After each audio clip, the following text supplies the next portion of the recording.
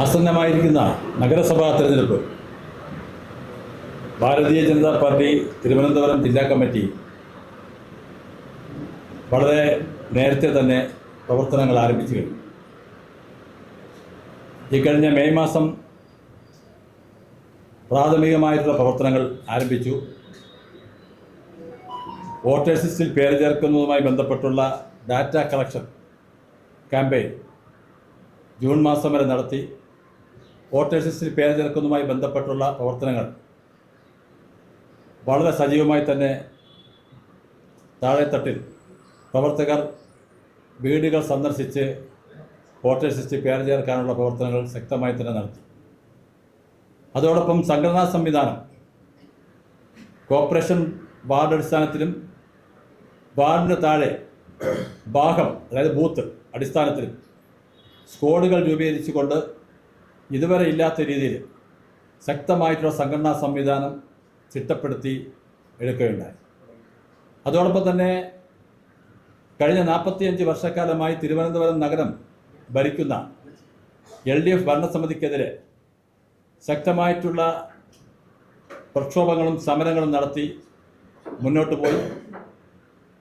Thiruvananthapuram corporation കൗൺസിലിൽ BJP കൗൺസിലർമാർ നടത്തിയിട്ടുള്ള 5 വർഷത്തെ ശക്തമായ പോരാട്ടങ്ങൾ നിങ്ങൾക്ക് തന്നെ അറിയാവുന്നതാണ്. അതോടൊപ്പം തന്നെ തിരുവനന്തപുരത്തെ ജില്ലാ കമ്മിറ്റി കൗൺസിലിന് പുറത്ത് കഴിഞ്ഞ 5 വർഷക്കാലവും ശക്തമായിട്ടുള്ള കഴിഞ്ഞ ജില്ലാ കമ്മിറ്റിയുടെ കാലത്തും ഇപ്പോഴത്തെ ജില്ലാ കമ്മിറ്റിയുടെ കാലത്തും ജില്ല കേന്ദ്രീകരിച്ചുകൊണ്ടും അതോടൊപ്പം തന്നെ പ്രാദേശിക അടിസ്ഥാനത്തിലും ജനങ്ങളെ ബോധവൽക്കരിക്കുന്ന രീതിയിൽ ഈ ഭരണം അവസാനിപ്പിച്ചേ പറ്റൂ, അവസാനിച്ചാൽ മാത്രമേ തിരുവനന്തപുരം നഗരം രക്ഷപ്പെടൂ എന്നുള്ള സന്ദേശം ജനങ്ങളിലേക്ക് എത്തിക്കാനും കഴിഞ്ഞു. കഴിഞ്ഞ മാസം ഒരു മാസക്കാലം എല്ലാ വീടുകളും സന്ദർശിച്ച് വികസിത അനന്തപുരി എന്ന സന്ദേശം, അതോടൊപ്പം തന്നെ വികസിത കേരളം എന്ന സന്ദേശം ജനങ്ങളിലേക്ക് എത്തിക്കുവാൻ ഭാരതീയ ജനതാ പാർട്ടിക്ക് കഴിഞ്ഞു. അതോടൊപ്പം തന്നെ സംസ്ഥാന അധ്യക്ഷൻ ശ്രീ രാജീവ് ചന്ദ്രശേഖർ അദ്ദേഹത്തിൻ്റെ നേതൃത്വത്തിൽ തന്നെ തിരുവനന്തപുരത്തെ സെക്രട്ടേറിയറ്റിനടുത്തുള്ള ഭരണസ്ഥിരാകേന്ദ്രമായ സെക്രട്ടറിനടുത്തുള്ള രാജാജി നഗറിലെ ദുരവസ്ഥ, ജനങ്ങൾ അനുഭവിക്കുന്ന ദുരവസ്ഥ നേരിട്ട് എത്തുകയും അവിടെ ജനങ്ങളുമായി സമ്പർക്കം ഏർപ്പെടുകയും അവരിൽ നിന്ന് കിട്ടിയ നിവേദനങ്ങളടക്കമുള്ള ഒരു സമ്പർക്കം നടത്തിക്കൊണ്ടാണ് സമ്പർക്ക പരിപാടി തിരുവനന്തപുരത്ത് തുടങ്ങിയത്. കഴിഞ്ഞ മാസം 31-ാം തീയതി സമ്പർക്കം അവസാനിപ്പിച്ചു.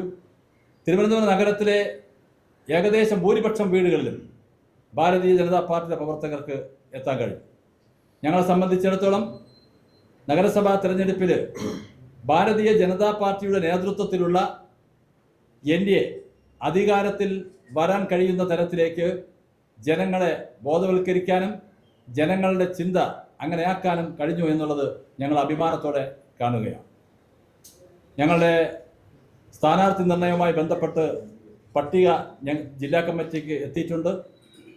കോർ കമ്മിറ്റി അത് കൃത്യമായും നോക്കി സംസ്ഥാന കമ്മിറ്റിക്ക് ഉടൻ തന്നെ അയക്കും. 2 ദിവസത്തിനകത്ത് BJPയുടെ ആദ്യ പട്ടിക, സ്ഥാനാർത്ഥി പട്ടിക പുറത്തിറക്കാൻ കഴിയും എന്നുള്ളതാണ് ഞങ്ങൾ പ്രതീക്ഷയുള്ളത്. തിരുവനന്തപുരത്തെ നമുക്കറിയാം, നമ്മുടെ തലസ്ഥാനമായിട്ടുള്ള തിരുവനന്തപുരം നഗരം മറ്റ് സംസ്ഥാനങ്ങളുടെ തലസ്ഥാന നഗരങ്ങൾക്കൊപ്പം ഉയർന്നിട്ടുണ്ടോ എന്നുള്ള ചിന്ത നമുക്കെല്ലാവർക്കും ഉണ്ട്. മറ്റ് സംസ്ഥാനങ്ങളുടെ തലസ്ഥാന ജില്ലകളുടെ വികസനത്തിനൊപ്പം ഈ മഹാനഗരം, ഈ തിരുവനന്തപുരം നഗരം, ഈ പൈതൃക നഗരം എത്താൻ കഴിഞ്ഞിട്ടില്ല എന്നുള്ളതാണ് ഇവിടെ പൊതുസമൂഹം ചിന്തിക്കുന്നത്. അതുമായി ബന്ധപ്പെട്ട് നമ്മൾ കഴിഞ്ഞ 22-ാം തീയതി, കഴിഞ്ഞ മാസം 16-ാം തീയതി ഞങ്ങൾ തിരുവനന്തപുരത്തെ പൊതുസമൂഹവുമായിട്ടുള്ള ചർച്ച BJPയുടെ സംസ്ഥാന അധ്യക്ഷൻ രാജീവ് ചന്ദ്രശേഖർജി നേതൃത്വം നൽകിയ ഒരു ചർച്ച ഞങ്ങൾ നടത്തുകയുണ്ടായി.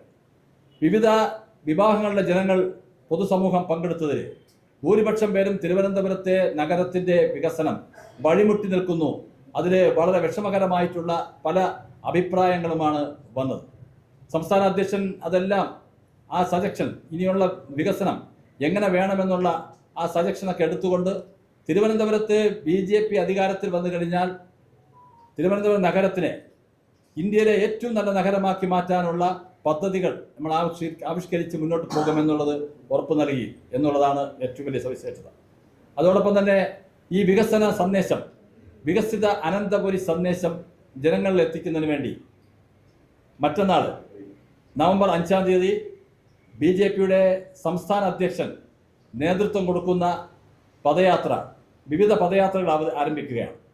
നവംബർ 5 മറ്റന്നാൾ നിയമനിയോജക മണ്ഡലത്തിൽ സംസ്ഥാന അധ്യക്ഷൻ രാജീവ് ചന്ദ്രശേഖറുടെ നേതൃത്വത്തിലും, അതോടൊപ്പം തന്നെ കഴക്കൂട്ടം നിയോജക മണ്ഡലത്തിൽ മുൻ കേന്ദ്രമന്ത്രി V. മുരളീധരൻ അദ്ദേഹത്തിൻ്റെ നേതൃത്വത്തിൽ കഴക്കൂട്ടം നിയോജക മണ്ഡലത്തിലും, BJPയുടെ സംസ്ഥാന വൈസ് പ്രസിഡന്റ് ശ്രീമതി മുൻ DGP കൂടിയായിട്ടുള്ള ശ്രീമതി ശ്രീലേഖയുടെ നേതൃത്വത്തിൽ വട്ടിയൂർക്കാവ് സംഘടനാ മണ്ഡലത്തിലെ വാർഡുകളിലും, BJPയുടെ സംസ്ഥാന സെക്രട്ടറി ശ്രീ VV രാജേഷ് വട്ടിയൂർക്കാവ് നിയോജക മണ്ഡലത്തിലെ പട്ടം ഭാഗങ്ങളിലുള്ള സംഘടനാ മണ്ഡലത്തിലും,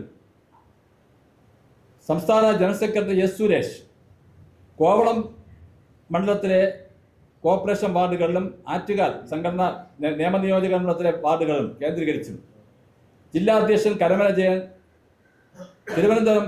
തിരുവനന്തപുരം സെൻട്രൽ മണ്ഡലത്തിലും പദയാത്രകൾ സംഘടിപ്പിക്കുകയാണ്. ഈ പദയാത്ര എന്ന് പറയുമ്പോൾ വികസിത അനന്തപുരി സന്ദേശ പദയാത്ര എന്ന പേരിലാണ് നടത്തുന്നത്. ഈ നവംബർ 11 ഈ പദയാത്രകൾ അവസാനിക്കും. ഈ അവസാനിക്കുന്ന സമയത്ത് തിരുവനന്തപുരത്തെ ജനങ്ങളുടെ ഇടയിൽ BJPയുടെ വികസിത അനന്തപുരി എന്നുള്ള സന്ദേശം എത്തിക്കാൻ കഴിയും.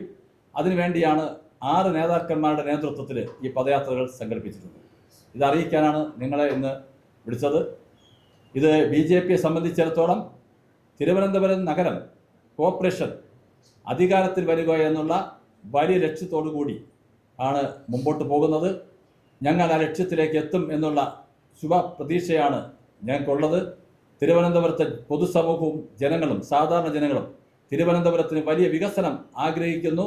ഈ പൈതൃക നഗരത്തെ തകർക്കുവാനുള്ള ശ്രമങ്ങളെ പരാജയപ്പെടുത്താൻ ജനങ്ങൾ ഒന്നായി തന്നെ BJPയുടെ നേതൃത്വത്തിലുള്ള NDAയുടെ പിന്നിൽ അണിനിരക്കുമെന്നുള്ളതാണ് ഞങ്ങളുടെ പ്രതീക്ഷ.